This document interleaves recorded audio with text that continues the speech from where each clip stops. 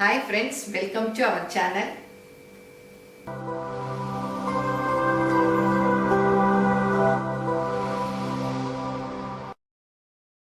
இன்னைக்கு புதினா துவையல் எப்படி செய்யலாம்னு பார்ப்போம். நீங்கள் என்னுடைய பொருட்களை வாங்கணும்னா கீழே வர்ற வாட்ஸ்அப் நம்பரில் ஒரு ஹாய் போட்டிங்கன்னா எல்லா டீட்டெயில்ஸும் வரும்.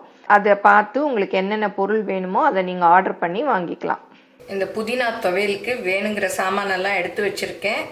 வதக்கரிச்சியோ ஒன்றா என்னன்னு பார்க்கலாம். இப்போ எப்படி செய்யலான்னு பார்ப்போம். இப்போ புதினா துவையலுக்கு வதக்கிக்கலாம். இந்த மாதிரி ஒரு பேன் வச்சுட்டு ஒரு 2 ஸ்பூன் அளவு எண்ணெய் ஊற்றிக்கலாம். ரொம்ப எண்ணெய் வேண்டாம், கொஞ்சமாக ஊற்றிக்கிட்டா போதும்.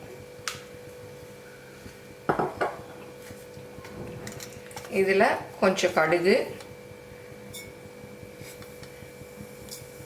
அப்புறம் உளுத்தம்பருப்பு கொஞ்சம் நிறையா போட்டுக்கலாம். 1 டீஸ்பூன் அளவு போட்டுக்கலாம். நான் சின்னதுனால கொஞ்சம் நிறைய போடுறேன். கடலைப்பருப்பும் அதே மாதிரி 1 டீஸ்பூன் அளவு போட்டுக்கலாம்.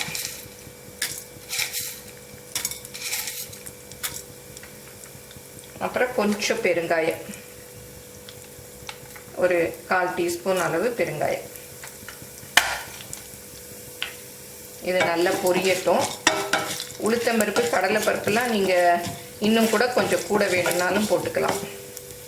உளுத்தம்பருப்பு கடலைப்பருப்புலாம் நல்லா செவந்துருச்சு. காஞ்ச மிளகா போட்டுக்கலாம். அப்புறம் ஒரு 10 சின்ன வெங்காயம் நறுக்கி உரித்து வச்சுருக்கேன், அதையும் போட்டுக்கலாம். அப்புறம் 3 பல் பூண்டு,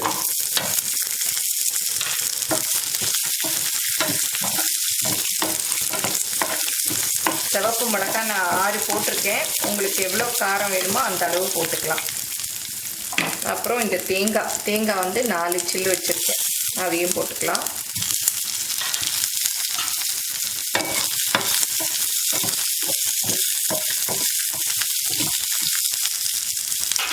இது புதினா வந்து எங்கள் வீட்டிலையே வளர்ந்தது. அந்த செடி கூட நான் காமிக்கிறேன் பாருங்கள், எவ்வளோ ஃப்ரெஷ்ஷாக இருக்குது. இதையும் போட்டுக்கலாம். ரொம்ப வதக்க வேணாம், கொஞ்சம் வதக்கினா போதும்.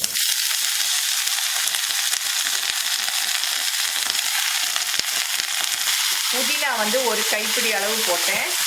இதுவும் நல்லா வதக்கிக்கலாம். புதினா வந்து ஒரு கைப்பிடி அளவு போட்டேன். நீங்கள் வேணும்னா கூட போட்டுக்கலாம். இப்போ கொஞ்சமாக ஒரு கோலி குண்டு சைஸு புளி, அப்புறம் இந்த துவையலுக்கு தேவையான உப்பு. அடுப்பை வந்து ஆஃப் பண்ணிட்டேன். ஆறினதும் அரைச்சிக்கலாம்.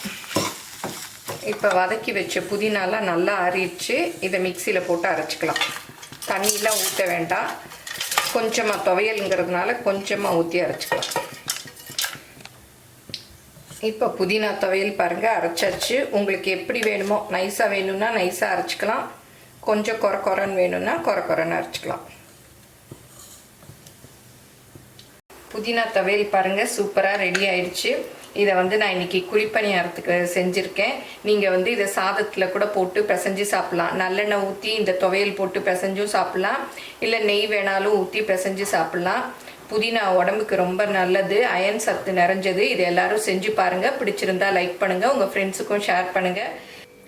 இந்த வீடியோ உங்கள் எல்லாருக்கும் பிடிச்சிருக்குன்னு நினைக்கிறேன். பிடிச்சிருந்தா லைக் பண்ணுங்கள், மறக்காமல் சப்ஸ்கிரைப் பண்ணுங்கள், உங்கள் ஃப்ரெண்ட்ஸுக்கும் ஷேர் பண்ணுங்கள். ஃபேஸ்புக், இன்ஸ்டாகிராமில் ஃபாலோ பண்ணுங்கள். தேங்க்யூ.